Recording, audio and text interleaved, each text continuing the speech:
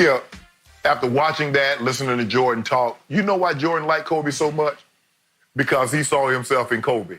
The very thing that he was talking about Kobe in the dressing locker room, Skip, before the All-Star game, that's what everybody said about him. He wants to make everything a one-on-one game. He ain't looking to pass the ball. He ain't looking to do anything but go one-on-one and score and light you up. That's why Jordan's like, that's me. I'm looking at myself in the mirror. I'm looking at myself in the mirror, Skip, 14 years ago. That's why he loved Kobe. And Skip, like I said, think about it, Skip. Michael Jordan is the stars of stars, and he's different. And there have been great players, but he was different. And Kobe was not smart enough to know, like, yeah, I'm talking to Michael Jordan. Okay, yeah, bro, hey, check this out. Let me ask you something. How you know where the guy is? And Kobe's probably thinking, well, you need to feel his upper body. No, and Michael said, no, you feel it with your legs. You feel his body with his legs, and that tells you what you need to do and where you need to go. He's like, oh. And then Michael says something that I don't know if he's ever told anybody, any player before or after. If you need anything, hit me up. Okay. I guess he didn't know Kobe. Kobe took him literally like, well, go hit him up, Skip. And kept hitting him up and kept hitting him up. And Michael's like, man, this dude became a nuisance. I'm like, bro, it's 1 o'clock, 2 o'clock in the morning. Can you get some sleep and leave me alone? But he took the time.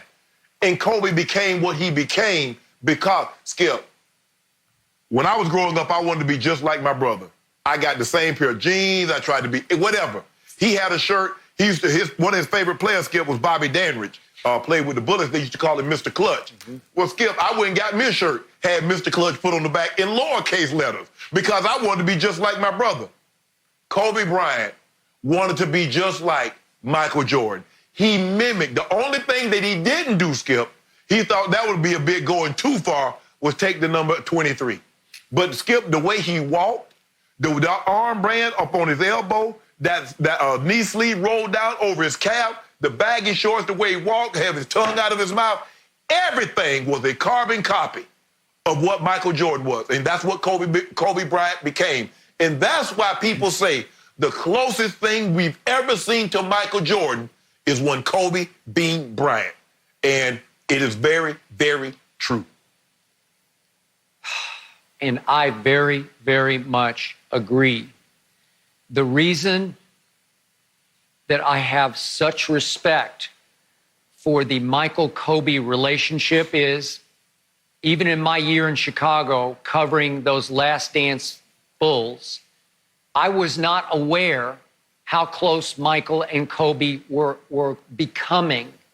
I didn't see it. I didn't hear about it over the next 5, 6, 8 years. And not until Kobe passed, not until the memorial hit us all and was so bittersweet for everyone to have to live through, especially Michael Jeffrey Jordan, who cried up there in ways, showed emotion like he'd never shown in public before. I didn't appreciate just how deep the bond had become between Kobe and Michael. And I read a quote last night from Magic Johnson, and I'm going to read just a part of it because he said, Kobe didn't have a lot of friends, but he really had a good friend in Michael. It almost came across like that was the only real friend that he had. He said, Magic said, I think they could go places in conversations that nobody else could go to with Kobe or Michael, where they understood the greatness of each other and could go there.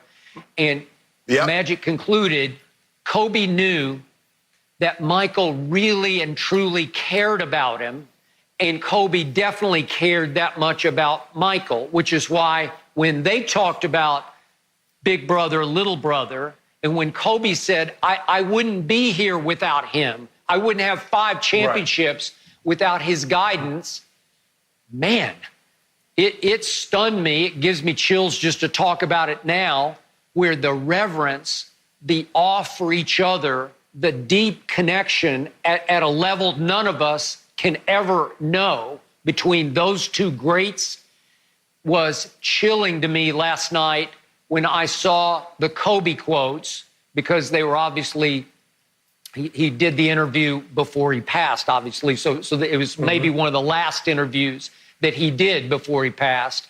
Right. And I appreciate it so much. And I don't want to dwell on this, but I know we had LeBron with his Instagram post and Big Brother, and I got you, and I'm going to carry on for you. I got your back. I'm going to keep it going. And LeBron concluded, please give me the strength from above, from the heavens above, and watch over me. I got us here.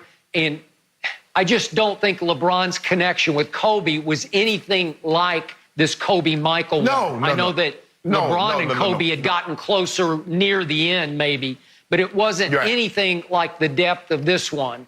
This was true. This was Michael, who was threatened by any and everybody, even Clyde Drexler, as we saw last night, saying, okay, he could be me. You know what? I'm going to honor him by putting my arm around him, but I'm going to do it quietly. I'm going to do it off camera. Right. I'm not going to publicize it. I'm not even going to talk about it. Kobe didn't talk about it. They seem to have some rivalry because they'd sort of trash talk each other. But the depth of this that I saw last night was a beautiful thing to watch. It was, Skip. And you know, Skip, I think the thing is for those two, someone that's been in a very similar situation, because when you think about it, all those moves, Kobe had to get them from somewhere. Yeah, you can study, but at some point in time, you got to go meet the master.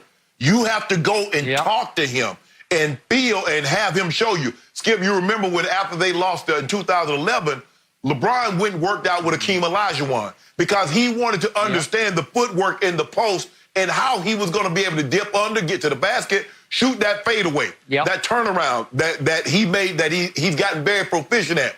Well, Michael Jordan, at some point in time, he and Kobe had to have a conversation.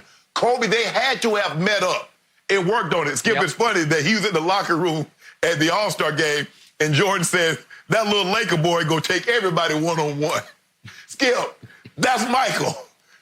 That's Michael, Skip, at the 85 All-Star game, because Isaiah and Bird, they froze him out because they said, that little bull boy, he gonna take everybody one-on-one, and we not gonna pass him the ball. That's true.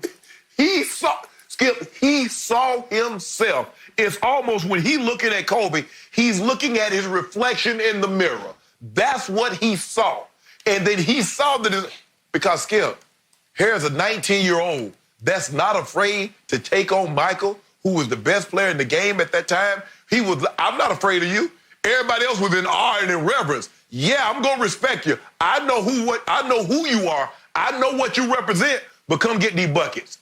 And that's how Kobe approached it. And so from that point on, that's why Kobe went at everybody. He said, if I can go at that guy, and Skip, you remember the last time that he faced Michael, he dropped double nickels on him. He said, the only way I can know how to show Michael Jordan respect was to do that. Skip, I mean, it was so good to see. Go ahead, Skip. Yeah, well, again, as Kobe said last night, in that first All-Star game, all that anybody really knew of him, those guys in the other locker room, I'm the guy who shot all those air balls. And he did in his first playoff series. Remember, he just shooting air balls like crazy. And I think he won over Jordan because it didn't bother him a bit. He came right back firing the next year and started to turn into Kobe Bryant. Right. Skip, but if I'm not mistaken, I don't even know if Kobe was a starter. He got voted into the starter. He got voted into the All-Star game as a reserve player. That just goes to show you what they thought of him and knew what was coming. But it was unbelievable to hear Jordan talk about Kobe and to hear Kobe talk about how and what a special relationship that he had with Jordan. It really was. And that quote from Kobe, what you got from me was from him. And that's how I'm going to remember that episode and that interview. Thank you for watching. You can subscribe here to get the latest from the show, and be sure to check out more of the best clips from Undisputed, or go watch a few other segments from our other shows on FS1.